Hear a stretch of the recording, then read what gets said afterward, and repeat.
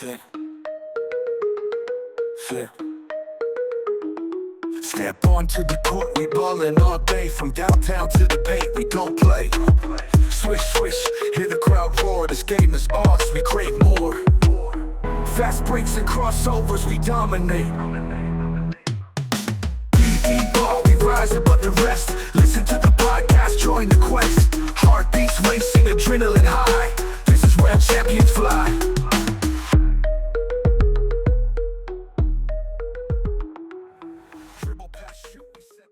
Hey, welcome back to the B-Ball Podcast. My name's Brian, and here's my partner Eric, and we're here to talk sports and much, much more.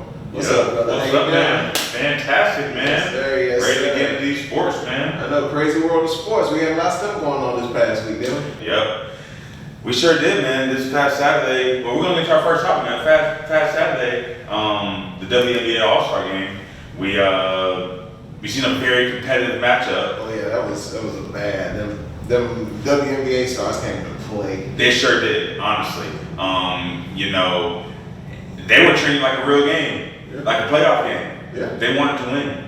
The Olympic team, obviously they're full of vets, but the WNBA players were playing like they should have been on that Olympic team. Yeah, they definitely. Maybe a few of them should have. Yeah. When you look at the roster. Yeah. But it is crazy how that was probably one of the most competitive All-Star games that we have seen in a minute. Yeah, honestly. And not even just in WNBA, I'm talking about within sports. Yeah. Like basketball, football, baseball, as far as just competitiveness. Yeah. All-Star, that definitely bring it up. The WNBA. Yeah. And then Arike Ogunbowale, she broke the record for most points in the All-Star game. Yeah, 34. And all of her points were scored in the second half of the game. Yeah. It's crazy. She went on a hot streak. That's crazy. She went on them Klay Thompson hot streaks. Double teaming, yeah. I'm talking about threes going in. It was crazy to watch. I mean, I had me standing up jumping Honestly. it was the most entertaining All-Star game, definitely. And Caitlin Clark had 10 assists. Yeah. Obviously, they were putting the pressure on her, so she wasn't able to get shots off, but she still was able to transition and, of course, assist. Yeah. Yeah. And she had a couple assists to Angel Reese, which, everybody wanted to see. Yep. Angel Reese and Caitlin Clark play together. Angel Reese finished with a double-double, 12 and 11. She showed out too. Yeah. She would walk a double-double every night. Yeah. Yeah. They already broke the league with the most double-doubles in WNBA history. Already. Candace Parker as your first season. So, many things are going to come to Angel Reese. The Bayou Barty, man. We love to see it, man. We want her to do good. But yeah, that was a good. It was good, competitive. Even at the end, you could see Team USA was like, listen, any night is anybody's night. You lace up, you get on the same hardwoods, 0-0. Yep. You can see what's going on. So now the last two times they've had this format, Team WNBA has won. Yeah. So moving forward, the next time we do see this format, maybe Team USA is gonna take this way more serious. Yeah, and then of course you'll have a few transitions. You have a few who's on the All-Star who will be on the team. You're USA. right. So Yeah. it'll be different. It's hard to believe that in 5 or 4 years, Angel Reese and Caitlin Clark wouldn't be on the Olympic team. Yeah. Crazy. Or Ogunbowale, Yeah. Though they're definitely gonna be on there for sure. Yeah, definitely. With this format though, it does make you think. With the men's Team USA and then the All-Star, you really couldn't run this format because mostly the All-Stars are mostly on Team USA. Of course, the conferences are bigger, so I definitely think this is something that the NBA should take a look at. It definitely made the game more competitive, and it was probably one of the best games I've watched. Yeah, and what's crazy, man? Considering that we're talking about All-Star games and stuff, if you comparing the WNBA to the NBA or the NFL, it is their All-Star game or the Pro Bowl for NFL does not mean anything at all. The players don't take it serious, At least in the MLB, like we mentioned last episode, that whoever wins their division gets home field advantage in the World Series. In WNBA, you're not seeing that particularly, but at the same time, they still came out and played because they wanted to win at the end of the day. And it's more monetary value for them because I was reading I forgot her name, but whoever won the three-point contest this year. Yeah. And she also won the skills challenge. She ended up making more money All-Star Weekend than she is all season with the WNBA. So you have those things that kind of drive them and compete them. Of course, she probably loved making in a year one weekend. So it's just those things. You have to find some kind of way to motivate it. That's what's going to bring the competitiveness back to the game. Yeah, I do love to see the rise of the WNBA because this broke the record as far as like most watched All-Star game for WNBA. So yeah, I just love to see it, man. Yeah, new TV deal on the brink. So hopefully, give them the money they deserve. You're right. Yeah, they need it. If it's time to expand and raise the WNBA portfolio, this is definitely the time. Money-wise, exposure-wise, it's definitely the time. Yeah, they're definitely at the peak. Honestly, they're hitting. Because they're still a relatively young league. They started just in the late 90s, and 25 years. Yeah, close to a little over. And if you're comparing it to the NBA, which had 75 years worth, I'm pretty sure in the first 25 years the NBA was not at the level that the WNBA is at now in their 25 years. Oh yeah. So if you're looking at it from 50 years from now, the WNBA is going to be probably where the NBA is now as far as like popularity, money wise, and stuff like that. Because when it comes to contracts and stuff, besides soccer, NBA they're signing the biggest deals. Yeah, all viewership. Yeah, honestly, it's growing internationally too, like globally. Basketball is one of the biggest things, like all around the world. And that kind of leads to our next topic, the Olympic basketball. Oh, yes, sir. Yes, sir. There's been some close games. I feel LeBron ran. We're gonna get there. We're just gonna start talking about the games first. There was some close games. Yeah. Right? And, in the past years, we've seen more close games in these Olympic games.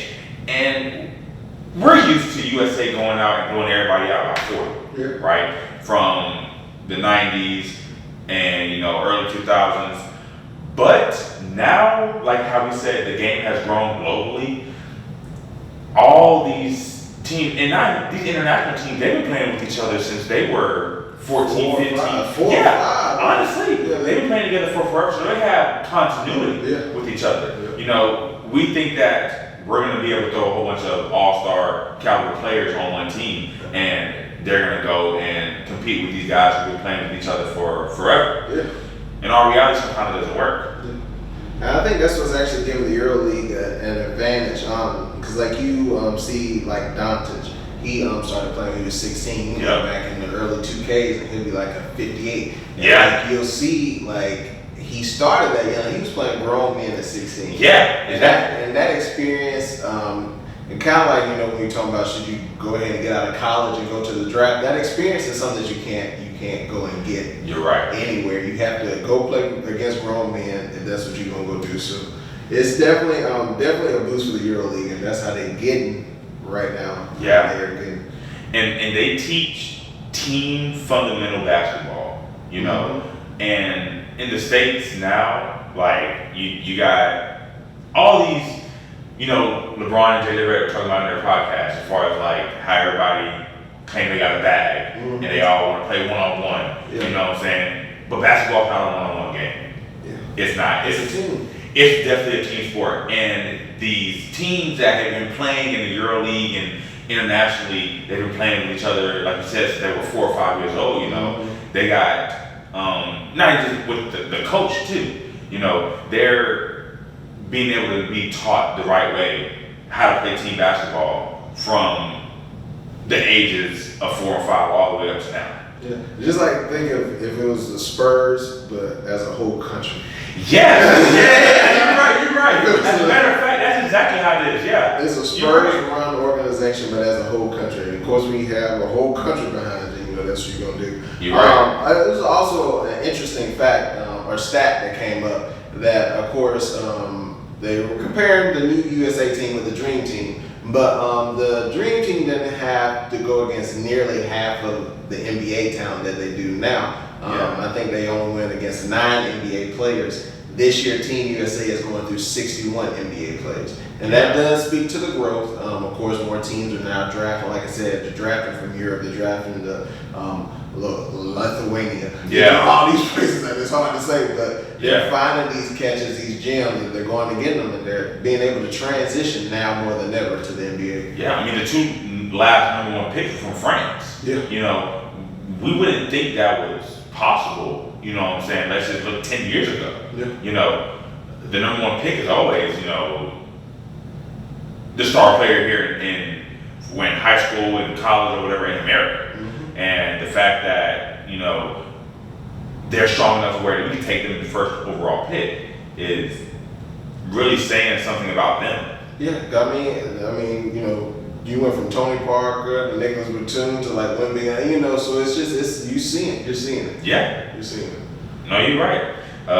You know, you kind of brought it up as far as like, you know, LeBron, but LeBron, he's a flag bearer for the men's sports, man. He's our flag bearer. He's the first men's basketball player to be the flag bearer. To hold the Only the 3rd basketball player. The only 2 others have been Sue Bird and Don Staley.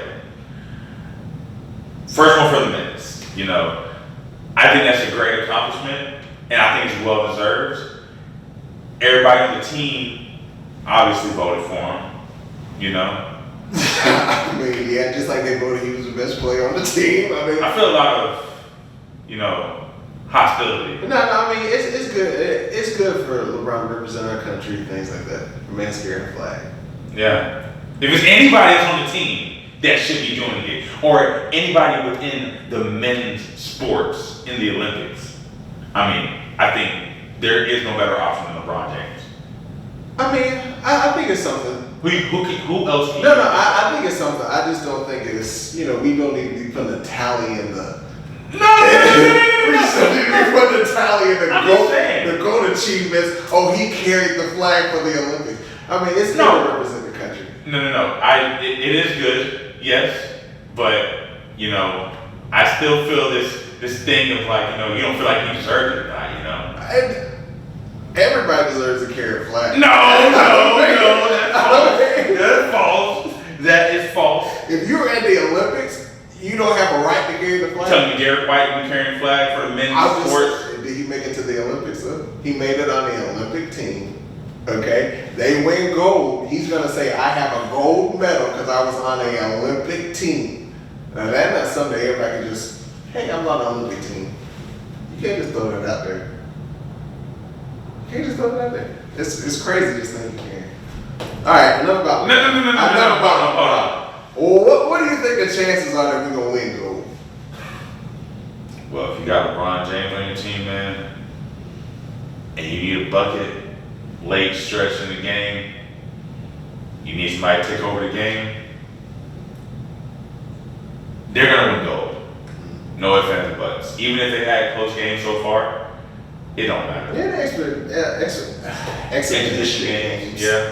But in different lineups, you know, I don't think we're gonna need any layups against South Sudan in the game, so I'm not really worried. I don't think it's really about that. But you're right, man. But okay. So the last time they had the Basketball World Cup, you know, I was thinking about the World Cup. The last time the Olympics happened, my bad. Mm-hmm. KD was probably the best player on the team, and they had a lot of slack as far as like, you know, the team that they put out was nowhere near the best team that they could have put out from the NBA. Yeah, I think a lot of people, Steph was hurt, LeBron ain't play. Yeah, there was a lot of people. Kawhi wasn't there, you know, and KD was, I guess, the best player. Is Kawhi ever there? I'm sorry, I just had to. You're right, man, you're right. But if we're thinking about the best player, then we're trying to build the best roster. Kawhi at least has to be there in consideration to be on the team. Yeah, if he's healthy. If he's healthy, of course, obviously. That's what anybody does, you know. But KD's not healthy right now. They're not gonna No, he's still there on the team though. But but in the last time they had it, they were falling short in some games. It was really close. And KD stepped up like, just give me the ball, move out my way. I think they say he has the top 3 highest points per game averages for the Olympics. Yeah, well, he had the most points scored ever in the Olympics. Yeah, I think it's like 20.2, 20.3. Yeah, because either way, 20 points. He gonna give you 20 points. Yeah, because he passed Carmelo Anthony for the most ever for Team USA. And Carmelo Anthony just go crazy. That's all he knew. But that was his time. Yeah, he didn't care about the NBA. He just go out there, and the thing is, when he get out there, he's maybe the 4th option, maybe 5th option, like at that time. I mean, on them teams, like especially when Kobe, D-Wade, LeBron, you had all so the point where the other team, they had so much other people to worry about. They weren't even worried about him. They weren't worried about him. It was really just free threes in the corner. Yeah. Or on the wings. The 2017 Warriors. That's exactly how. That's how it is. Yeah. Well, what do you think? So what is percentage? How you think we're gonna win gold? Yeah, man. Honestly, I mean, I think anybody would be surprised if we didn't, but nobody would be surprised if we do win. Like if we win gold, everybody would know, okay, you're supposed to, But at the same time, like we've been talking about, as far as like international basketball, it's been growing, So if we were to not win gold, we definitely would still be surprised, but I wouldn't be like as surprised as I would be maybe like 10 years ago. Yeah, unless we lose to South Sudan. Yeah. That was a good game. That team played. William Gabriel, he played for the Lakers for years. Played with you on 2K, my boy. Solid. Rebounds, solid. Blocks, solid. Come on, 2-way contracts, solid. I'm talking about. Man, I remember I talked a lot of shit about William Gabriel whenever when he was playing for the Lakers. When he first got put into the starting lineup. Oh, that man, he was undersized son. That man hooping. Nah, man, because when he first got put into the lineup, I was like, who are these people? Because in the lineup, because at that time it was the year after the Lakers won the championship, or I think maybe like 2 years after that. He was definitely there with Frank Vogel, so yeah. But, and AD was hurt, And we had them at starting center at like 6'5", 200 pounds. Yeah. I think that was the time where LeBron was, I guess, listed as center, quote unquote. Around that time. Yeah. I can guarantee LeBron will go another center. He could. He could. LeBron guards the guy that averaged 2.3 points. You tell me LeBron can't guard Bam? I didn't say he couldn't. I'm talking about who he guards. If you watch the game and you see who he's guarding, LeBron's guarding that guy that shoots 22% from the corner, that's averaging 2.3 points and 1.2 rebounds. No, if he needs to, he's guarding the best player on the If team. he need to, everybody do it if they need to. No, everybody cannot. I said everybody will do it if they need to do it. But no, everybody will not. Everybody cannot, but that don't mean they won't try to do it. They might try. Here we go, LeBron. But either way, all I'm trying to say is, when the game plan comes and the coaches ran the X's and the O's and the then the toes, he is sitting there looking at that and he's saying, LeBron, you going again. No. You know what really happens? You think LeBron guards Dylan Brooks because Dylan Brooks is a great player? They got deep. That's no, Dylan Brooks shoots 22% from corner threes. Who else from the Rockets you gonna guard? I mean, Jabari Smith. Oh my gosh, come on, bro. He probably worse than Dylan Brooks. He probably worse than Dylan Brooks. I'm sorry. Look, is the Rockets on? Did we already go over the Rockets? No, they're on today. So we'll go over that today so we can Yeah. understand. Also, in other hot news, kind of not hot anymore, but Skip Bayless is out. You're right, man. Sports. Yeah, I don't know. Have you seen Stephen A. Smith reaction to that? I don't think I saw the recent one. He pretty much was like, yeah, Skip Bayless is out. No, he's not coming to ESPN. No, I'm not going to work with him again. Yeah. Our time is over with. Yeah. He doesn't want to work with Skip no more. I don't think ever kind of wants to work with Nobody Skip. does. I think he's reaching that retirement time, and I think this last debacle with his last host, his last partner, I think it just kind of was a little bit too much. I think it went a little too far. Yeah. And, you know. Oh, it definitely went too far. And I think, you know, that was just a situation you couldn't come back from. Yeah. When you see Paul Pierce having hot takes in the morning. Yeah. He gonna be there with Lil Wayne next. It's gonna be Skip and Lil Wayne. Skip Lil Wayne for Paul Pierce. Lil Wayne, I watch Paul Pierce. Yeah. Speaking of which, Paul Pierce, one of the hot takes he came out with was LeBron might still be the best player in the NBA, you know? Yeah, he's on LeBron's coattail right now. But he's not even a LeBron fan, you know? No, he is now. I think he officially switched up, right?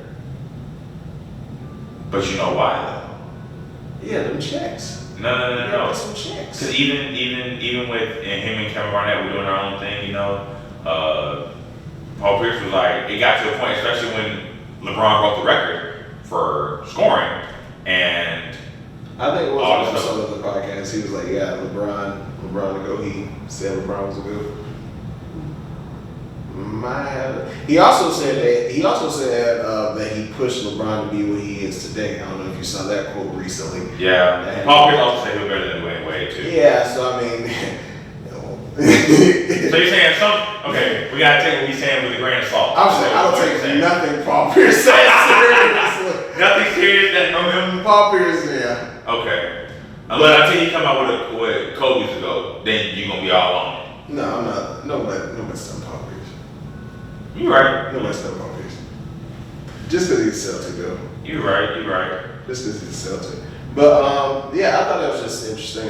Skip Bayless leaving after, 8 years? It's kind of crazy. Yeah, man. I mean, honestly, amongst the sports world, nobody has that respect for Skip. I don't think in the last, I would say 3-4 years, I don't think. Yeah. When he first came out, I used to watch Fox. I used to watch that before I watched First Take. Yeah. Because I liked the back and forth, and then Shannon came, and I was like, I like that too. So yeah. I love him and Shannon. That was until he started to attack Shannon personally. Yeah.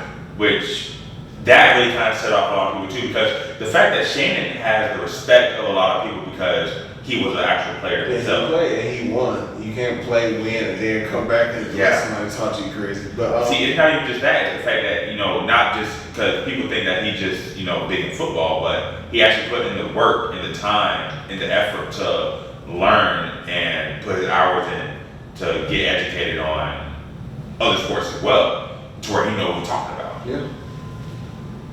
He did his research. He came up. And you can see that's how he played the game. Is you can see, you can see people's dedication and work ethic when they do projects and stuff like that. So you can see this is how he works as an interviewer, businessman, podcast, TV personality.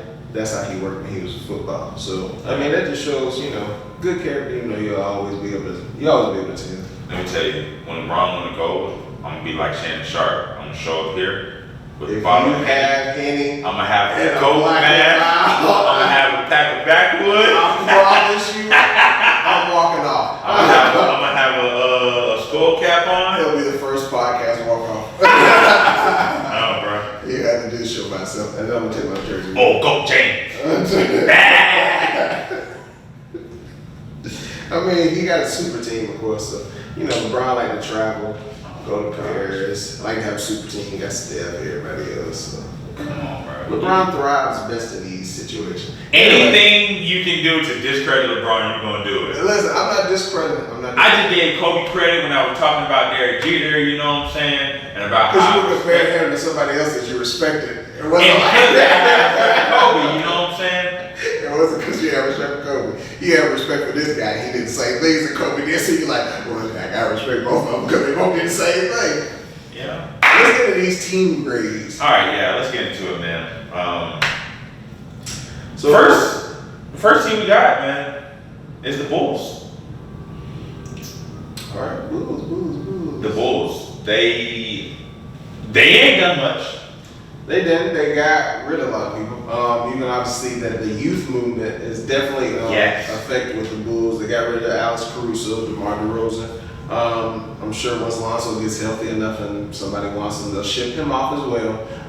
They've been trying to get rid of Zach LaVine. Yeah. So their oldest player they have on their team is, I want to say, got to be Zach LaVine, right? No, I think it's Torrey Craig. Yeah, Torrey Craig, and he's 30. Yeah, I forgot Torrey Craig. He's the oldest player on the team, and he's only 30. So, like you said, the youth movement they are really trying to lean all into being young. Yeah. They just don't really have that set. It's just a lot of question marks. Like I said, Levine's not going to be. Their offseason isn't going to be over until Levine is gone. Even if they decide to keep Lonzo, which I'm sure they'll have to do because, years. 3 years of not playing. I love Lonzo. It's kind of right. Hard. I love Lonzo. I'm really hoping for him to come back and do good. Oh yeah. I just want him to stay healthy. Yeah. I'll be honest, I don't care if he do bad. If he stay healthy and just get out there. That's a plus.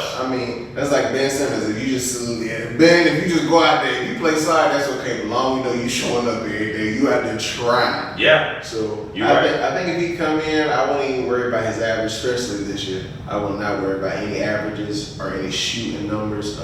All that knee surgery is gonna be hard for him to have any kind of jump shot. Yeah. Of course, you think 3 years off your knee, you're gonna be thinking, wrong land, and now I'm back to 3 years of rehab. Yeah, because that's the hardest part, man. Coming back mental from a thing like that is tough. What grade you give it? So when I was thinking about them, I thought about what their offseason would be to rebuild. Okay? Yeah. Most of these grades I've been giving on are chances to win. Like if this team has the ability to go win an NBA championship. So for the rebuilding youth movement, I gave them a B plus. They did get younger. They got Chris Durante. They also got Josh Giddey. Like I said, they got Jalen Smith, which was a good. He played 61 games. Averaged good numbers. They picked him up. They have Patrick Williams, who's coming off of injury. Kobe White, who was second and most improved player. So, they have pieces to build off of. They have youth to build off of. But they're really not going to get serious until that Levine contract is off their books. That's true. I gave them a C minus, which is kind of a little different than what you did. They do have a very young team, and they I hear everything you're saying. Like you said, it's not going to be over until Zach LaVine's gone, because Zach LaVine is going to leave eventually. Now, what they're going to get back for him can kind of make or break. That's really why I gave him a C minus. I really give him like a D. Well, to be honest, if they just get off of his enormous contract and free up cap space, they don't need that. I would take 3. To be honest, they probably will take 3 second-round picks, and they'll probably just give Zach LaVine. They're going to be looking for teams that are going to be desperate, that are going to be, have great expectations, but, middle of the pack, Clippers. Because that's who's desperate. That's who's going to be desperate enough to go and spend that kind of money like that. You right. Warriors aren't really spending like that now. As you can see, they spent all their money, got their championships, and now they're trying to reel in. That's why they get Klay Thompson all that money. They ain't trying to spend like that, and the taxes no more. I think if you hit like 3-4 years over the tax, it like doubles your penalties. So they're definitely not trying to spend no money like that. I can see Clippers getting desperate enough and saying, "Oh, we need him." Maybe a team like the Pacers may get desperate enough. They have assets, they have picks, so they can trade away. You have 2 good teams that exactly we do good on.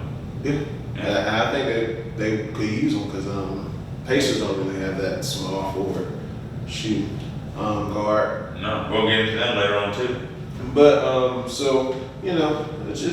just keep eye on him. The number 11th pick, he did actually pretty good in his 5 games in summer league. Like I said, they're picking good. Youth movement is on. They stay building on what they can. Get off the Levine contract. Then they'll be in the market for a free agent. Yeah. People like KD's going to be a free agent. Of course, LeBron's are going to be 1 year dealing. Yeah. They're going to be looking, for a vet like that. Yeah, no, you're right. Who don't want to play with the Bulls? AD from there. Maybe once LeBron's gone and AD doesn't see his time. I was saying if we have a couple sorry years. Yeah, and they don't pair him with somebody else, then I can see him. I can see that. Yeah. All right, let's get into this next team. We got the Celtics, Right. who Celtics. Brian is a known Celtics hater.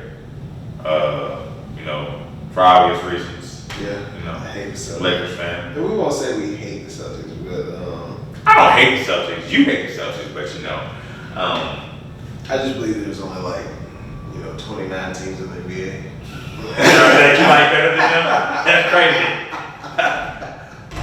Okay. There's 29 of them. Okay, well, let me start. I gave him a B. Okay, because, I mean, you re-signed Derek White, you extend Tatum.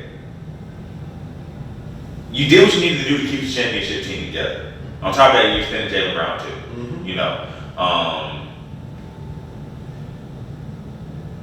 if they kept the same team now, going into next year, I don't know if they win another championship.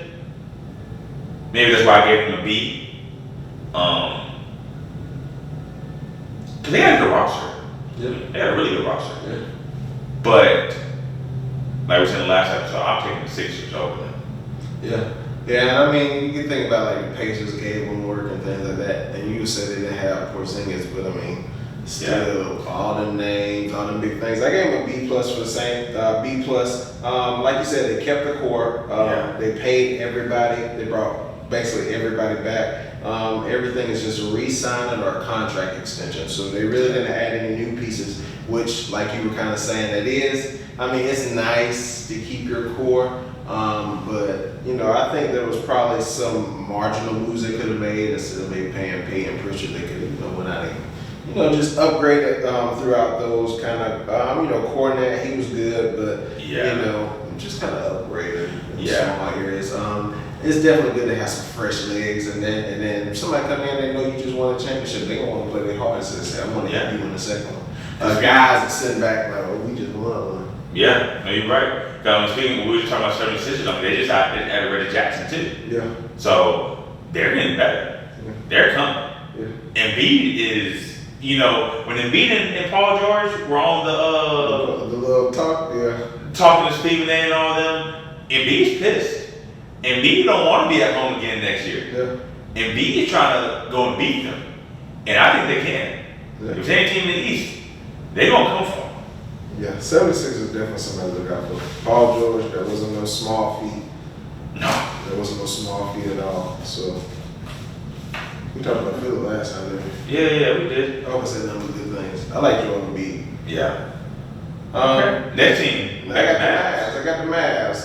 So, of course, we got some recent. They just re-signed Dinwiddie. Of course, Kyrie broke his hand in practice this month, had surgery this month. So, of course, that Dinwiddie is looking like they expect Kyrie to be out for a little bit. Of course, the main thing with the Mavs is they got Klay Thompson. Yeah. I mean, you can't say nothing bad about that. Almost the most sought off free agent, Yeah. Free agent. Besides Paul George, I mean, he's probably the most sought after. I'll be honest, 76ers would have took Klay Thompson too. Yeah. Oh yeah. 76ers, they would have won. They were just looking for a free agent, so they definitely. But basically the same thing. They re-signed. Of course, they lost Josh Green. His defense will be missed. But you got Klay Thompson. So I can see how they thought, well, that's a good trade-off. But you're hoping Klay Thompson is who you thinking Klay Thompson is. Yeah. You're right, because we've seen recently Klay not be what we know Klay to be. Enough to mess up the bag. So, but I understand. Like you said, it's logic. If you think of logic-wise, Klay Thompson can do what Josh Green does on defense, and he can score more. So, you upgraded that position. That's true. Everybody else, Markieff Morris resigned. And that's pretty much it. They're keeping the same thing. I gave them B.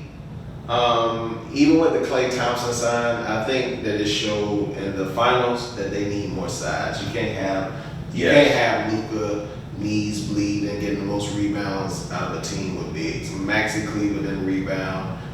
Derek Lively played the best he could. I mean, he's young, but he played the best he could in the finals, his first finals. I'm talking about rookie. Yeah. I'm talking about he was hitting his first three. Like, he literally played all that he could play, put it out on there. So I think that they definitely need to address the big situation. They did smart by getting off the Tim Hardaway contract, getting him up out of town. He wasn't shooting nothing. Unplayable in the playoffs. Like I said, marginal. I would like to see him have done a little bit more marginally. Yeah. To improve that bench. I gave him B plus as well. You know, a lot of things that you name. I mean, more size is what really could have put him over into the A category. You know, Derek Lively is their only 7-footer that they have. Yeah. Adding more size will definitely benefit them. And you know, we still got time, you know, to the season start, mid-season trade. They can still do something, you know, for sure. They kind of kept themselves out with them trades, though, by getting Klay Thompson. So now you're looking at, I actually have to give up somebody. I mean, of course, Maxi Kleber probably is somebody that'll be like, okay. Yeah. But still, you have to give up somebody who's been there and helped you win games to go and get somebody else. And the market ain't looking like I had looked. Most centers are gone. So. Yeah, tied up. I mean, right. I mean, hey, let's go into the next team. And, you know, the Pelicans. Talking about centers, they lost Valanciunas. I gave them a B plus.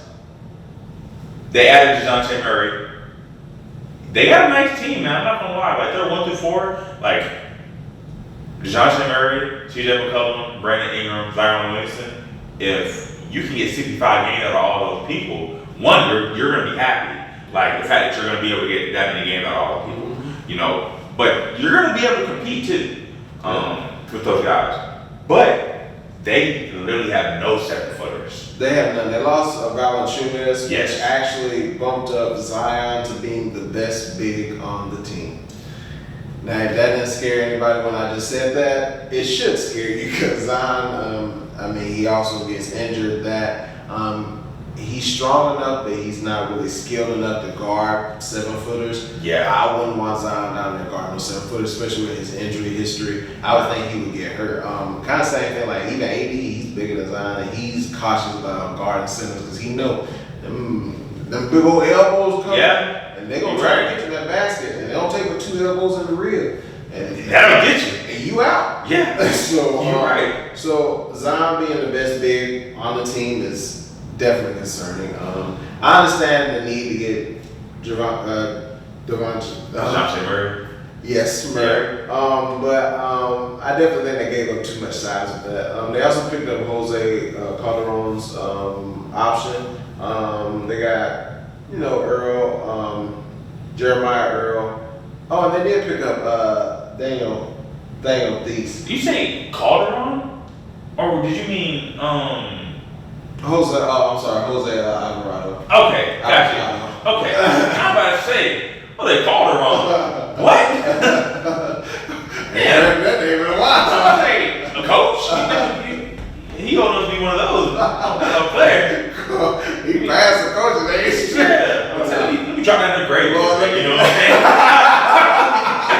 Getting them. He got to be at least 50 now. Yeah. I just aged myself. Yeah. That man was a Cooper though. They add Daniel Tice, but I mean, he's okay. He's a quality NBA big that can get the job done.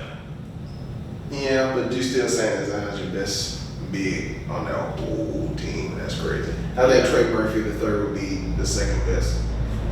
Yeah, That's crazier. honestly. But hopefully, like you said, there's some time. Hopefully, they can pick up somebody to get them some size. Same thing like the Mavs.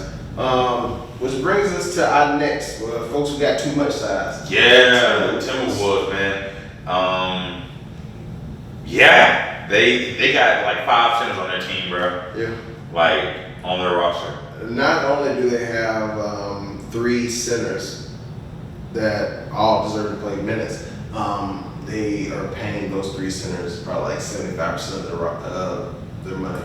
Yeah. So Karl Anthony Towns, Rudy Gobert, Naz Reid. Yeah. So that's a lot of money tied up in them guys. And I understand why you didn't want to get rid of Naz Reid, because he's definitely a guy that can get you a bucket off the bench. LA has experience. I think he dropped a career high, or maybe season high against the Lakers. hitting threes and everything crazy. I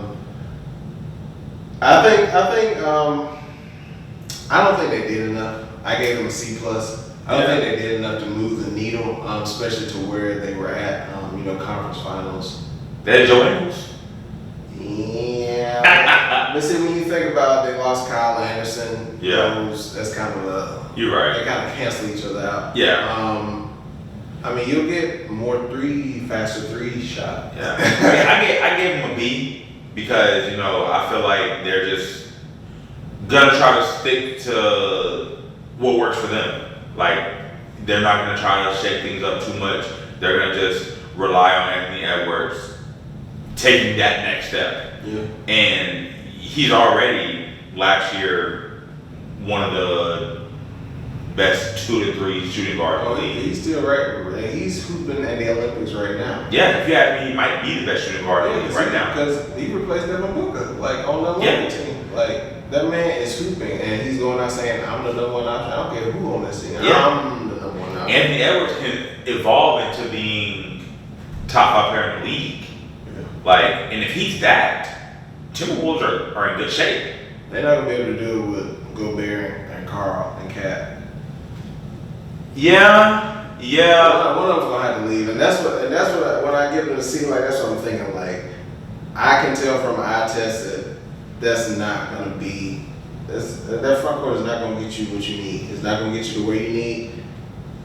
No spacing. You rather have Cat taking stupid threes when he needs to be in the paint, but he can't be in the paint because Gobert is just sitting right there looking at him. You gonna shoot this so I can get the rebound, and then but I think they're gonna have to come down to a decision, and it's gonna be one of them is gonna have to go. Probably Karl Anthony Towns. You think so? See, I think that Anthony Edwards and Karl Anthony Towns are pretty close. So considering that, to try to make Anthony Edwards happy and try to keep him, I think it'd be vice versa. I think they'll try to get rid of Gobert before they get rid of. I don't think so. I think Anthony. So Anthony and Cat, they do have a relationship, but I think Anthony likes Gobert more. You think so? Mm-hmm. Yeah. Because I think it's kind of thing you can be friends with somebody, but you can work with somebody.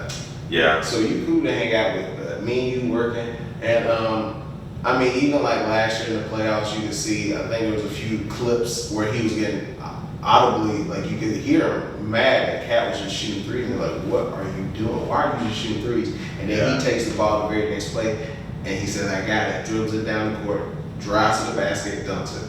Yeah. And he's like, "Bro, this is what you should be doing, not shooting threes on the corner." So, but at the same time, Cat is probably the best 3-point shooting big. Yeah, and like I said, because he doesn't have space in there because of Gobert, that's why he can't really move. That's why I said I don't think that's a good parent. I know that's not a good parent that's going to get you a championship. Yeah, we'll see. And that's the thing, you having too much space.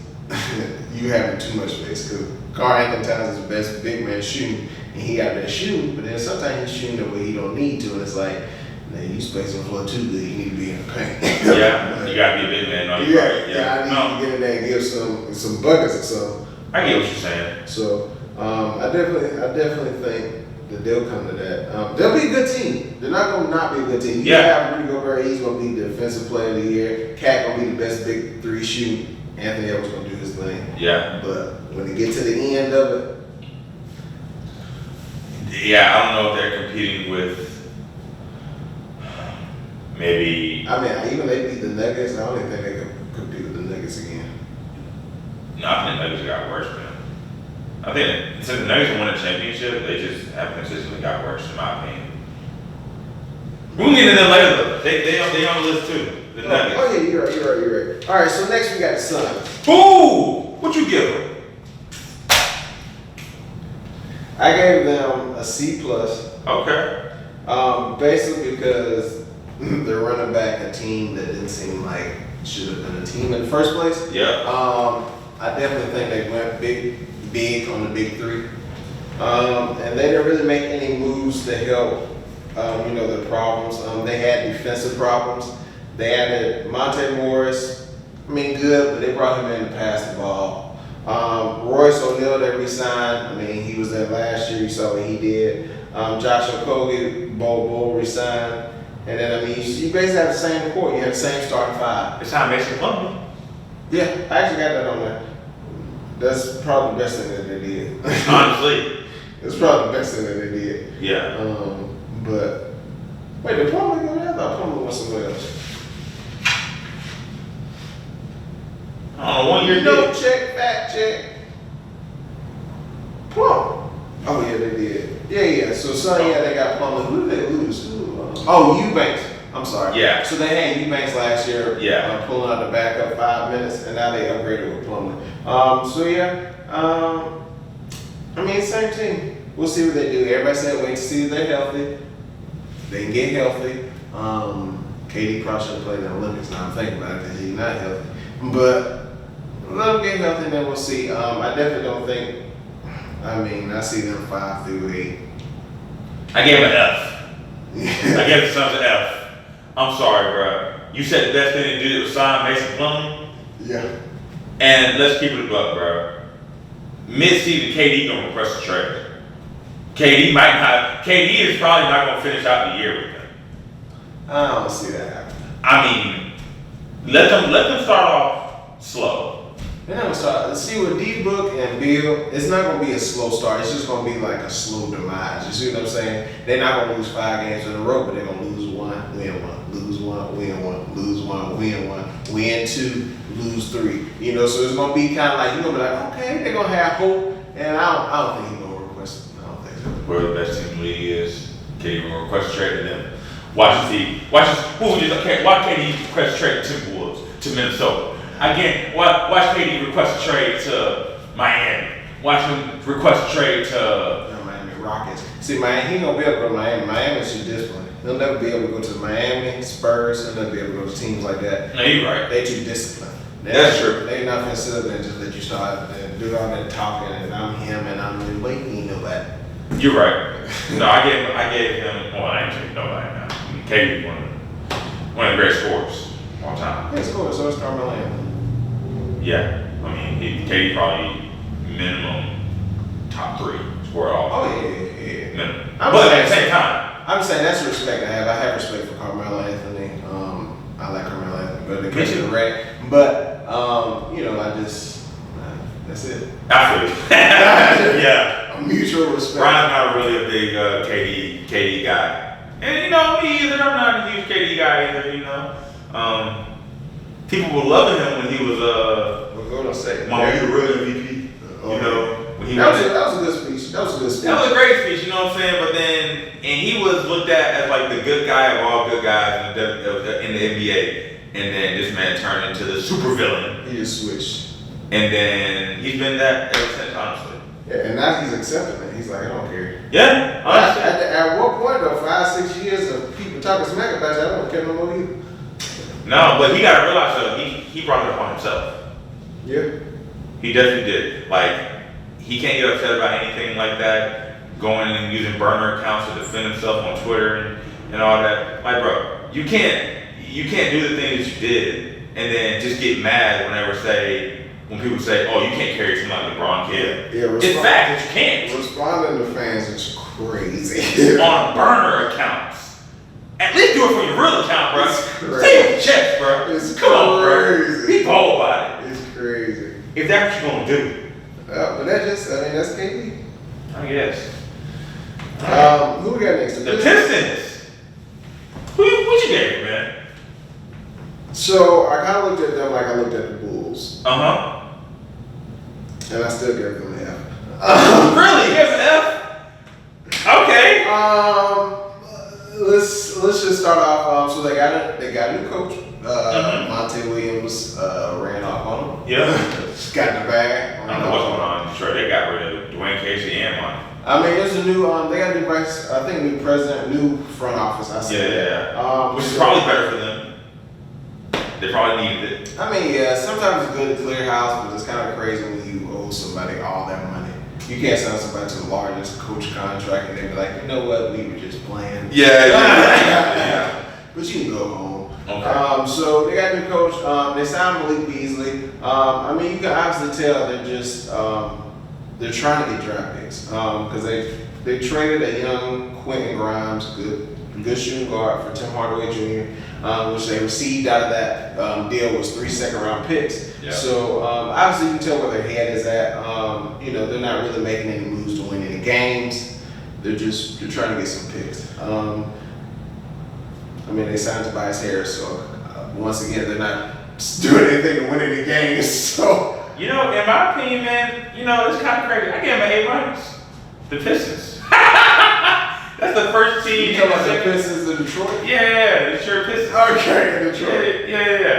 Yeah, the blue and red and team with the white that look like the Harlem Globetrotters. The one who gave somebody who was like, second all-team rookie, a 5-year, $226 million. They extended Cade. Yeah. See, okay, so, here's how I look at it, right? You did get Tim Hardaway Jr.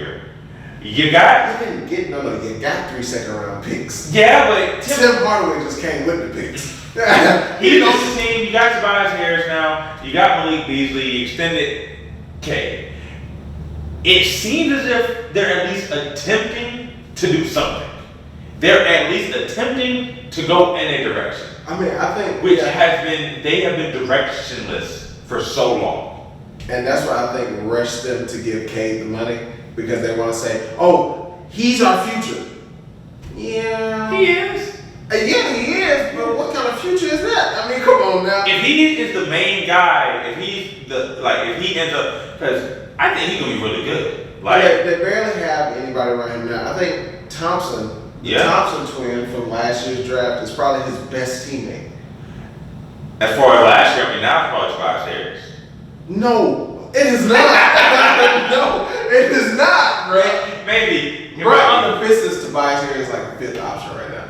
I really give the ball to Isaiah Stewart, who go wild and try to fight people the ball and tell him to go to work before I would tell Tobias to go to work. Look, man, I don't know, man. Maybe I'm giving them the benefit of the doubt because you're down and very down. Maybe because for the longest time, the Pistons have not been in any type of position to do anything. Let me not do too much talk. I'm gonna say one more thing, and then I ain't gonna do no more hating on the Pistons. But Tobias Harris's first stint with the Pistons, ain't nothing happened. I'm pretty sure the stint is gonna be the same as the first, and nothing is gonna happen. No, you're right. Okay, so I'm not expecting them to make the playoffs or anything like that. I expect them to win 25 games.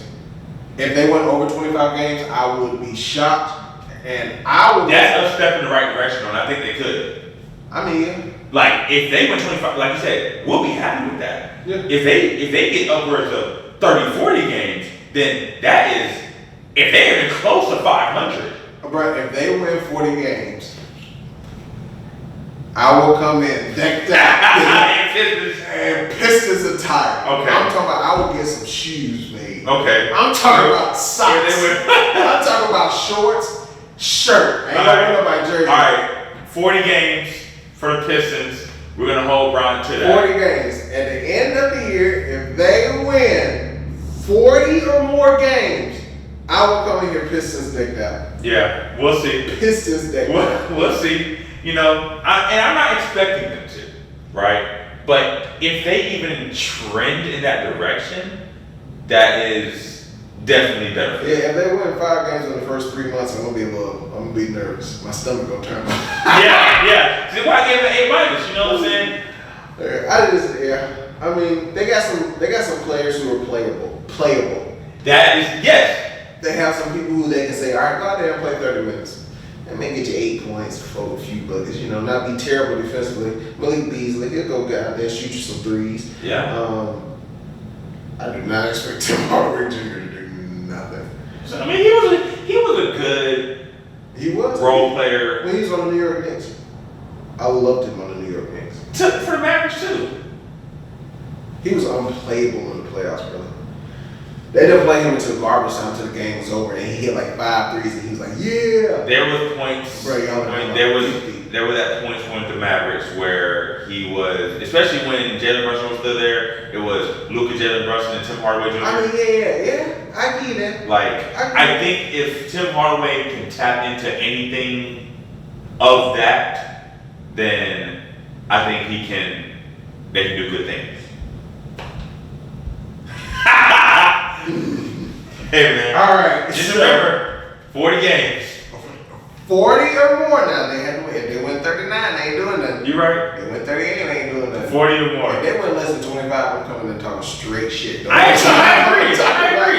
agree. I'm talking every player, every stat, and we're having clips of them missing layups, dunks, and 3-pointers. Yeah, put you on watch a whole montage of their fuck up the whole season. Sorry, basketball. Okay, bad.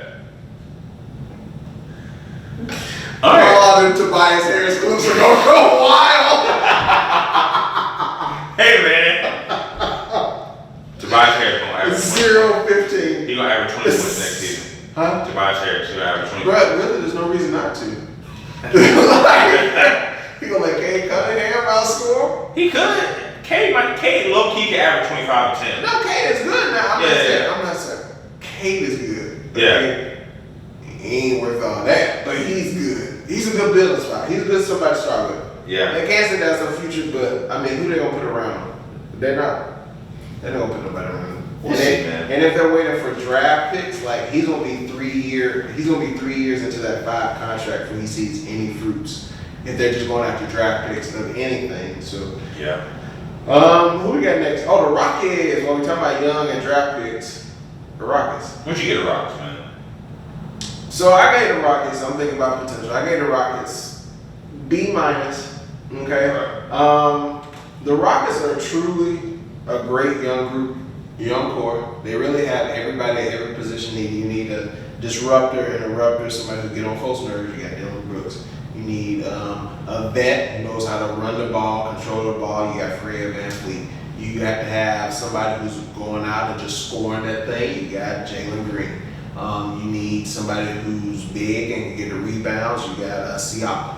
Siakam not good, right? No, Jabari Parker. No. What's not Siakam. The big center. Steven Adams. No. Well, Steve Adams is there, but he ain't gonna play too much. He's sad. It's AS. His initials are AS. Not Siakam. Sagoon. He's good. I like him. So he's like a Dante Sabonis in the making. So who plays for the Kings? So I definitely have high hopes on him. Like I said, you got the big, get the rebounds. He can stretch the floor, score threes. So you got Jabari Smith. So you really, I mean, that's their starting lineup right there. You said you gave him a B? Yeah. I gave him an F. No, I gave him a C. See, I gave him an F. The way that you're talking about the Pistons is the way I'm looking at the Rockets right now. But they actually have playable players. And players, like I said, they got roles. They got people to put on the floor. They got roles, and then they got a good coach. They got VanVleet, not that guy. Jalen Green, not that guy. Sengun is good. He's gonna develop into a really That's good what I'm saying. player. All these young guys too. But- So you got to think that they're not gonna be the best right now. But The way okay. Let the Rockets win 40 games. out of the young core, out of all the teams with a young core, they have the strongest. I'm talking about The strongest young core? strongest. Nah. As far as like the young core, I'm taking probably Now I say the Thunder may rival them. Thunder or Pelicans. I'll say the Thunder. Pelicans aren't young, but all them folks are old. Well, they're not all there. All them folks are old. You No, got Brandon Old really is like CJ McCollum. He's like 32. Brandon Ingram old now too. He's like 27. That's old. He old. Okay. Yeah. When I think of I'm thinking 30 and above. As See, far as I NBA think, and the oldest person on the Rockets is Fred VanVleet. Everybody else is about 24 years or younger. and Steven Adams. But No, I mean, Steve Adams ain't gonna play. They took that trade. They got draft picks out of that trade. That was yeah, just a salary cap move. They didn't get that man so he could play. they didn't do anything during the offseason to get better though. Yeah, they are. They did nothing. They just picked up Jay Tate. They did, and they re-signed Aaron Holiday. But they have set themselves up where they are one solid piece away from being in contention, playoffs. So you think if Harden go back there, No, Harden, let KD go there. I know you heard that rumor. You just said KD mid-season trade. If KD go to the Rockets, they got pieces, they got picks that they can send back. We'll see, man. I'm just not a believer of the Rockets. I just think they have every position. Like I said, I named the position. They have every position and every role already filled. They need a leader to come in and lead them. Okay. Now, I get what you mean. The Thunder, they got SGA, who, I'll be honest, and when you think about him, you don't think about, but he played with the Clippers. Like, he has experience up under his ring. He was going to the playoffs when the Clippers only had like Patrick Beverly, Lou Williams, Gallinari. Yeah, when they won like 2 games against the Warriors. Yeah, the big Warriors. Yeah. So like he played with them and he learned, so he was able to develop a little bit faster. So that's why the Thunder are different. I don't really view them as a young core, even though they are young, but they got playoff experience. Okay. I mean, you're very optimistic about the Rockets, and I guess I'm a little optimistic about the Pistons as well. So, we'll just see. We're just crazy back to back. Yeah. As a matter of fact, I mean, but the Rockets won 41 games. I mean, you talking about the Pistons won 10 games. I'm just saying, the Rockets already won 40 games. So if you sat there trying to make that deal that I made, you actually would be scared. You think the Rockets are gonna finish off better than the Pistons this year? Yeah, they finished off last year, but they won 41 games. The Rockets. Yeah. We'll it's just because the West was so compact that, but they broke out 500. That was their winning percentage. 41-41. We'll see how it is this year. 0.5 winning percentage. And they were on 500. 500. Okay, that's all I'm saying. We'll see how they are this upcoming year. We'll just see. I just say I got reason to be optimistic because 41 games, you can be optimistic about 10 games. It's hard to be optimistic about that. And no real pieces. I mean, Tobias Harris is your biggest move. See, my thing is with the Pistons, they were so low and so in the trenches. You just think ain't nowhere to go but up. Yeah, and the fact that they're moving up a little bit. Sometimes you can just stay down there. Some folks get to the basement and they move in. You know how you have folks move into the people's faces. No, bro. And then the coach, and then like it's just new organization, new president. Like, so then the people who were just telling you something a month ago, oh, you this, you that, you this, you that, all of them gone, fired, even the coach gone. And now new people coming in, new coach. So that whole organization is just in a flux. And like I said, you see what their move is. They're training with even good Quentin Grimes from the Knicks. I mean, I know I keep saying it, but I mean, that man. He was okay for the Knicks. He hit a couple threes. And he's gonna be better than Tim Hardaway Jr. But then they traded him for Tim Hardaway Jr. But then you see, they got 3 second-round picks. Okay, so that's what they're going for. They're going for picks. They're not really looking at winning. Now they're looking at. I'm picking up what you're putting down. You know what I'm saying? It's gonna be a while. But the Rockets, I mean, they're coming. They're one big piece. They are Rockets with KD. Rockets with KD. Okay, we'll see. We'll see. We'll see. Let's go to the next team, the Kings. I gave them a B+, man. I mean, you got DeMar DeRozan, another vet. You re-signed Malik Monk. You traded for Jalen McDaniels from the Raptors. Oh, Raptors. No, not Jalen. Jalen McDaniels from the Raptors. Yeah. Who, I mean, he wasn't like no big scorer like that, but he's a good wing defender. You know what I'm saying? They got a roster that can compete, man. I mean, they already had a roster before that could compete, but yeah, they weren't taking that step, and I don't think DeMar DeRozan really is. I don't think DeMar DeRozan put them over in that step, but I think that DeMar DeRozan being there can help De'Aaron Fox, Sabonis, and Keegan Murray take that extra step themselves. Yeah, but so last season, who scored the most fourth quarter points? De'Aaron Fox. Fox, okay. And then who had the most clutchest shots, I believe, in the fourth quarter? De'Aaron Fox. No, that was DeMar, I thought. Was it? That had all the last buzzer beaters. One of the last season, Then he had all them buzzer beaters. It was like the fourth quarter, last clutch shot. It might be. I know. I guess De'Aaron Fox won like clutch player of the year last year. Yeah, and then Steph won this year, right? Maybe. I'm not sure. I think Steph won this year. Yeah. And then, so either way, so you got De'Aaron Fox who has the most fourth quarter points. You got DeMar DeRozan who has the fourth quarter, game winning shots. So now you just put them on the same team.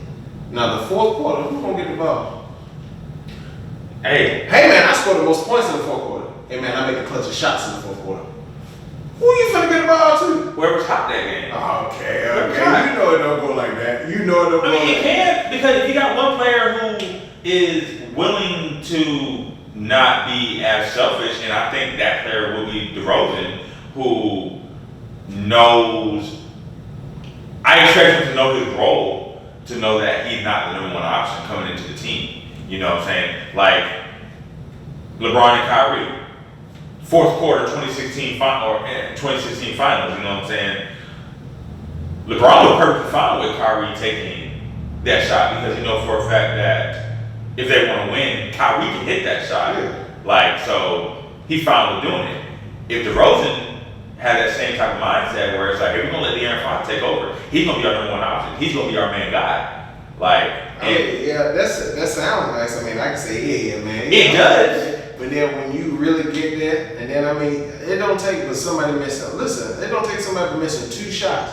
And we could be in pickup. Me and you could be playing pickup. We see somebody miss 2 shots. What you think? You hesitate to throw that man the ball again. You're right, man. We're not in the NBA. It don't It's a reason. Mike Brown's going to be there to hold everything accountable. And this is what he's supposed to do. We still thinking the same. We're on the same wavelength. If somebody is on open court and they miss 2 shots in a row, we all sitting there looking like y'all not gonna pass on the ball. But if I know for a fact that this dude can hit 20 in a row easily, he just missed 2 in a row, I'm still gonna pass it to him. But see, that's what I'm saying. So, but now I know I can hit these in the fourth quarter because the stats say I can hit these in the fourth quarter. I know he can hit it in the fourth quarter. But now if he missed 2 shots, I'm gonna say, okay, well it's me. Okay, what if this one where DeMar ended up taking that shot and then he ended up missing? And then that's what I'm saying. Then the Aaron gonna feel the type of way he gonna say, well, Brad did miss 2 shots, but I scored the most points. And you said in the beginning of the year that I'm the number one option. So why you even taking the last shots? It's just I gave them a B- because I do think they needed a piece. DeMar DeRozan, I don't think was that piece. I think they needed shooters. Keegan Murray, your power forward, being your best shooter on the team is kind of crazy. I think He's one of the best shooters in the league, though. Yeah. But that's what I'm saying. But like, you gotta have a shooting guard. You need somebody else out there to give you some threes other than your power forward. And that's great. He does that. He stretches the floor because Sabonis doesn't shoot threes like that. Yeah. So he's doing his job. But then like, what's your shooting guard doing? You put Malik Monk at that 2 spot, and I think that'll be like formidable. I think they're for sure. running him more at the 3 because they had Mitchell. They had Mitchell at that shooting guard because of defensive reasons. Yeah. And then like that's a trade-off. So you're losing defense on the small forward, but now you're also losing shooting on the shooting guard because Mitchell he shoot threes, but he's not shooting like that. You know what I'm saying? Yeah. Because his role. He got to get a steal, go dunk the ball. I did think they needed one piece. And I guess with DeMar you will have Fox, Monk, DeMar, Murray. That's a bonus. See, I think a lot of teams, maybe they're not looking as far as like, okay, who do we need to add in order for us to be better? They're looking as far as like, okay, what do we have from within and what do we need to do to develop our players to where that they can be better? They can take that next step. And I think De'Aaron Fox still has a whole nother level of step to take that he can take. And that's what I'm saying. And taking the ball out of potentially trying to take the ball out of his hand in the fourth quarter where he's proven that he's his best, I think it's crazy. What they needed somebody is to come and supplement the first 3 quarters. Because I have a person who's gonna get me a fourth quarter bucket. Yeah. So I need somebody and that's what they needed. They need somebody to ease them 3 quarters. So, the games were close, okay? But then De'Aaron Fox may not have to go so 30 in the fourth quarter so we can win the game. he many times scored 20. Because I done held it down the first 3 quarters, and I done did by 8, 9, 10 points to make sure that we stay good, play good defense. I think they really needed Klay Thompson. That would have been very big. But at the same time, like with DeMar DeRozan and De'Aaron Fox, they say they're fighting for the ball in the fourth quarter. Like, don't you think before that was like situated, you know, that they might have discussed these type of things as far as like, okay, like especially with the coach as well, Mike Brown, like he has to. I'm sure they talked about it with the coach, but like I said, the Kings did need another piece. Everybody knew it. I'm sure all players like we need somebody else. Yeah. And I mean, I'm sure once they had a shot at DeMar DeRozan, they were like, "Oh, let's go see what everybody thinks," because everybody already knows we need another piece. Yeah. Okay. Now I'm just saying that one piece may not have been the best piece that they could have got, but we'll see. We'll see. I think, but regardless, I think they have a very competitive roster, though. Oh yeah, they'll be as competitive as it was last season. Yeah, and they'll be fighting for a top 5 seed in the West. Mm-hmm. Their ceiling, I say maybe top 3. And the West is. That I'm saying their ceiling. I'm talking about they have to be playing the best basketball we've seen in Kings. Yeah, and even the highest that I think is like number 3 is that they can reach. Yeah. And maybe their floor is maybe 10th, 11th seed, maybe. If they fall that far, especially after giving DeMar all that money. I mean, injuries probably would be the only thing that can like cause. I feel like at that point to where they drop that low. Yeah. God forbid, obviously. I can't see them being out of the 9th spot. I mean, it is a playing spot, but I can't see them being out of the 9th spot. Yeah. Let's get this next topic done, because the Clippers.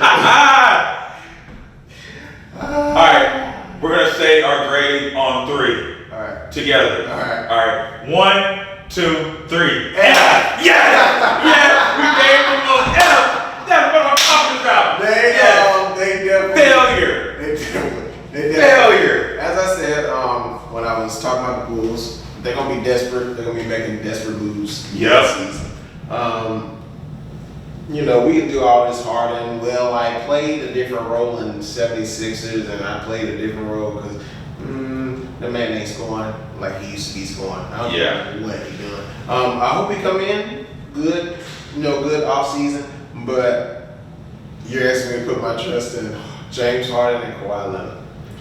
It was hard for me to have faith in James Harden, Paul George, Kawhi Leonard, Russell Westbrook, Norman Powell. It's crazy. The way that you say that, when it comes to any 2 players in the NBA that you are least confident in to like rely on, they might be the top 2. Yeah. And Kawhi and Harden. Harden just don't want to win, and Kawhi just be hurt. So I mean, it's 2 different reasons, but those are probably the people you have the least faith in to go out there and be like, all right, let's win. Yeah. And then they locked him up. I'm talking about he got money, $35 million. They re-signed Harden, re-signed Batum. They added Mo Bamba. Yeah, they added Bamba. They also added Kevin Porter. They got Chris Dunn in that Westbrook trade. I'm a fan of Kevin Porter. And I think we were kind of I think Houston really got off of him because of that situation. Now last year I wanted the Lakers to resign. I wanted the Lakers to sign him because he is really that guy. He's okay. He's definitely he's a good scorer. I look at him like how we were saying earlier about like Deion Waiters and Beasley. Yeah. Those guys are just going to go out there, get a bucket regardless. You know what I'm saying? He is one of those guys that can do that and will do that. I don't know. I mean, he can take over the bench. Like whenever he gonna have to. He can play that West role, and but he's athletic. He's very young. So it's definitely crazy not to have no upside on him. Of course, he has some off court issues, but you pass him now. So let's see how it goes. Yeah. Derrick Jones, like you said, they got Derrick Jones. They got center Kai Jones. They got a solid bench, but they'll feel the peak. The Paul George leaving, they'll feel it. All these names are good guys, good role players, but you lost Paul George. Yeah, and honestly, man, I don't even know how moving forward, because a big reason why Kawhi came to Clippers was because they signed Paul George too. Like he essentially made them get Paul George. He was like, I'm not going to the Clippers unless you get Paul George, because he would probably go to the Lakers for real, or stay in Toronto. Like, so the fact that he made them he won't go stay in Toronto because Toronto already told him that they want him to do that. Well, yeah, as far as like Paul George, I already told him. Kawhi was trying to make them get Paul George and Westbrook. Yeah. They were trying to make the Raptors trade Siakam and Van Fleet for Westbrook and Paul George. Yeah. And I would have did it. I don't care. For real, like back in the day, like 2019, because they won't win. I would have done it. Come on, man. That OKC team got put out by Damian Lillard and the Trailblazers. You're right. And you couldn't name me one other player on that Trailblazers team. You're right. For Damian Lillard. But at the same time, you have Kawhi, who was at the time playing out of his mind, top 2-3 player in the league easily. Paul George. The way he was playing during that championship run. Yeah, that That playoff run, he was, that otherworldly playoff run that he had. And let's just say he stayed there, Paul George gets added, Westbrook gets added, you still have Danny Green probably still gonna stay on the team, you still got Marc Gasol, you still got OG Anunoby, you got Nick Nurse as the coach. That team was gonna do something. Yeah. That team was gonna really do something. Honestly, that would have been all their best chance to win something for real. Paul George and Westbrook. Kawhi had already won. I think Paul George got his best chance right now with Embiid. Yeah, now, yeah, you're right. All right, so next we got the Nets. They don't really do too much. As you can see, the rebuild is on. They traded Bridges. A rebuild for the rebuild, because to be honest, Bridges was young. Anyway. They got a lot of first-round picks from that trade, though. Yeah, they did. They got like 5 first-round picks. They got some usable players. They got Middleton, Bogdanovich. They also traded for Zara Williams. Claxton got paid, got a bag. 4-year, $100 million. Yeah. So. I love Claxton. He's a Georgia boy. You know what I'm saying? Claxton is good. Claxton's good. But they're paying him like Jared Allen. He's another Jared Allen. I will say that. I think Jared Allen is better than Claxton. Maybe you could argue marginally, maybe, you know what I'm saying. But I'm looking at the fact that Nick Claxton is the best player, and that's kind of scary. Like, that's very scary. If I'm a team. What about your boy Ben? Who? What about your boy Ben? Ben ain't seen a basketball court in 16 years. Mr. Ben ain't seen a basketball court in 16 years. I don't know, man. That boy Ben Simmons. We'll see, man. We'll see. It's all up here, though. When it comes to Ben Simmons, it's 100% mental. If he can mentally get right, mentally get focused, mentally get to the point where he is confident and happy about playing basketball, he can go out there and do great. Yeah. But that's the hardest part, though. I think conversation of him being the highest bust draft pick is definitely going to come in place sometime soon. No, I'm not putting him on the same level as Anthony Bennett or Kwame Brown or guys like that.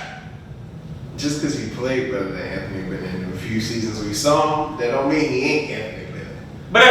But if we're comparing them for like busts, Ben Simmons definitely, at the very least, produced something in the NBA. Well, I'm just saying, like I said, we'll just have to see, I said it could be. All right, man, let's get into this next team that we got, man. We got the Pacers. Yeah, man. So we got Nembhard had a little contract extension. Know him because he hit that game with a 3 on us, LA. Yeah. That's a well. They also got Siakam. They extended him. Huge contract. Yeah. That's what he wanted. 4 years, $189 million. Toronto wasn't gonna give it to him, so he had to go where they were gonna give it to him. So. Cause he ain't worth it, bro. I'm sorry. Yeah, I'm sorry. He wasn't worth it there in Toronto, and that's why they just let him walk. Yeah, I think pairing him with Miles Turner kind of like the Rudy Gobert and Karl Anthony Towns. It's just two bigs that it's kind of one can space the floor. Well, really both of them can space the floor, but sometimes there's too much space. You need somebody to go down there and bump somebody and get a bucket. Yeah. Try to get a foul, get to the free throw line. And they also added James Wiseman. I like that. I like that thing. I like James Wiseman actually. But they're too big heavy. I think they need more guards, especially because they got rid of Chris Durante. They get Siakam. He was a shooting guard, small forward. So I definitely think they missed out on the guard market. They could have got like a Malik Beasley or somebody else that would have gave them just a little bit more of that shooting touch, because that's the real thing that they were missing. Even in the mid-season tournament, it was just shooting that they were really missing. So So I definitely think they kind of missed the ball on that. So I ended up giving them a B minus. Of course, keeping the core together and adding a few marginal pieces is great, but I don't think they got what they needed. I gave him a C minus, but I mean, kind of for the same thing though. Honestly, like I gave him a C minus. Probably, I just got this beef with Siakam, man. I don't know. I can hear it. I used to be a huge Raptors fan. You know what I'm saying? And whenever he was there, he wasn't that bad. I mean, 20 points. He wasn't that bad, but Usama Majuri was treating this man like he was our next Kawhi. Like he was going to take over. He had to be. Kawhi was gone. He had to be. He was not that guy. He had to be. I was happy they got rid of him, honestly. And then what state of the Raptors in now? Hey, it's okay. With Siakam, we're on we much better anyway. Mm-hmm. It's actually a crazy thing though. James Wiseman. What if the Warriors? What if that was a second draft pick they got that year because Steph was hurt?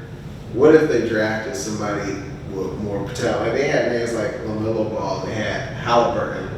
They had Toppin. I'm talking about, and those are just few. Like, think if they would have got those kind of names, like the Warriors would probably be way different.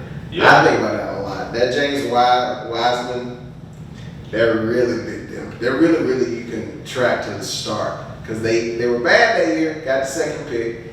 That second pick they didn't pick the right pick. Yeah. And just kind of tumbled after that. Then draft picks, and then Moody and Kuminga. It's just and now they don't even know they gonna keep them guys not be the way. I'm just saying that's a big what if for the Warriors on that James Wiseman. You're right, honestly. Big one. Next we got the Trailblazers. No real movement. I mean they're in the heat. So right now they're signing people, drafting people, cutting people, things like that.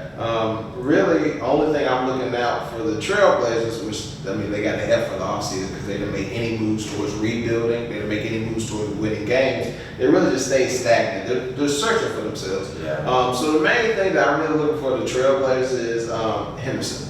Henderson has to step up. He has to look like the player that everybody thought he was going to be. Yeah. And I think once he does that, then the team can start to build off of that. Because I think that's who they want to put all their stock behind. Obviously, that's a high draft pick. I mean, I gave him a D. They traded for Denny Avdija from the Wizards, and he actually was pretty good for the Wizards last year. Yeah, for sure. They just don't want to pay him. So that's true. But the Trailblazers, they're a young team, and their oldest player is Jeremy Grant. Yeah, that's their oldest player, and he's only 30. So when you talk about these young teams that are rebuilding, they're in the thick of it too. Yeah, they don't know what direction they're going in yet. That's true. But like I said, once Henderson kind of makes a step out, and then if they trade Grant or not, then that's when you kind of see because there are rumors that Grant's going to be gone. Obviously, he doesn't want to stick around for that rebuilding. So you'll just see where they take off from there. Grizzlies.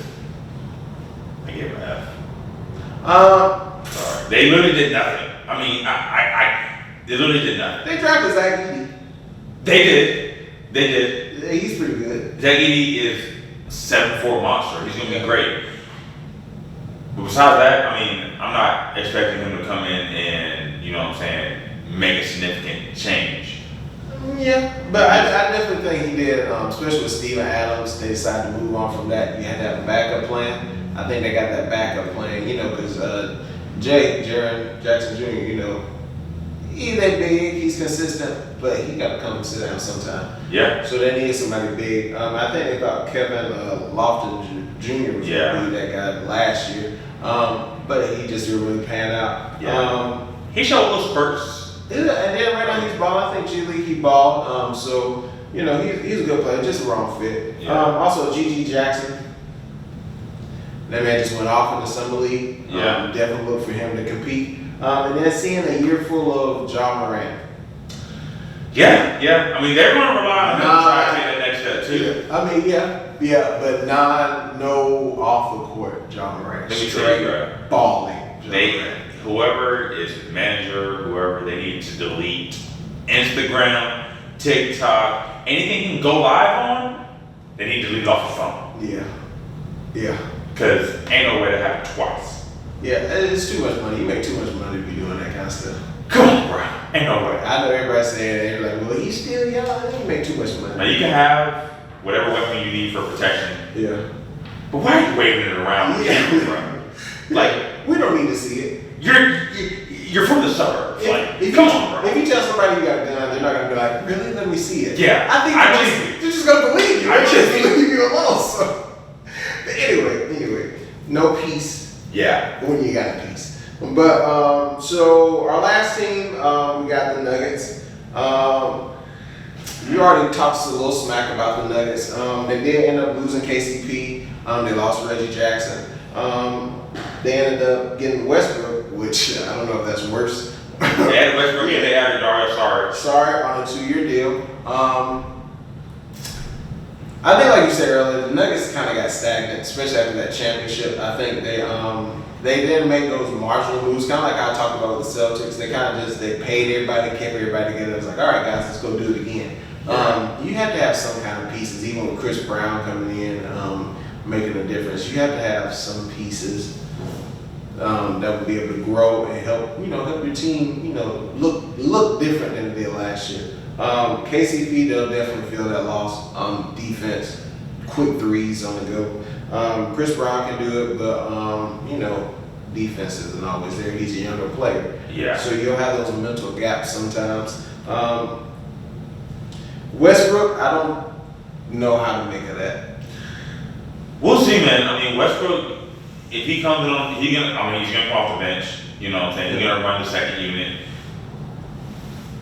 Well, I mean, out of all the available set. But now, who would you put as your shooting guard? I don't know, but you do not need to have Jamal Murray and Westbrook. I think they'll actually unlock Murray a little bit because he would be able to play off the ball, and then Murray is a good shooter. See, the thing is, Westbrook can't shoot, so you can't have Russell Westbrook and somebody else who can't shoot. Yeah, you're right. You can have Jamal Murray too. Yeah. And then let West run it. Jamal Murray be in the corner. Yeah, he can do that. Jokic is going to be the playmaker regardless anyway, honestly. Like, he's going to be the playmaker from the post. Yeah, I think he thinks Russell Westbrook is going to save him some energy too, but when you become that guy, you have to expect stuff and expect people to double team and expect people to be hitting you, expect people to, be playing different because you that guy. You win all these MVPs, you got to be that guy. You're right. So you better be. I think he thinks Westbrook is going to take some of that, and he will, but I don't think it's going to help as much as he thinks it is. Yeah. Because Westbrook is erratic, but he's also good. But sometimes, it's just, you looking at him like, what you doing? Yeah, he can be very erratic, I'll say that for sure. But I think the Nuggets would be a good... I think 5 through 8.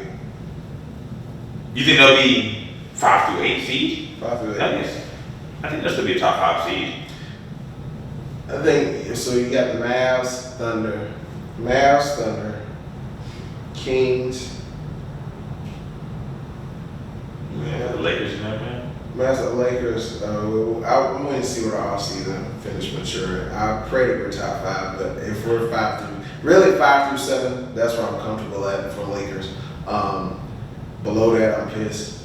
Above that, I'm happy as hell. What grade did you give the Nuggets? Grade I gave the Nuggets. I gave them a D.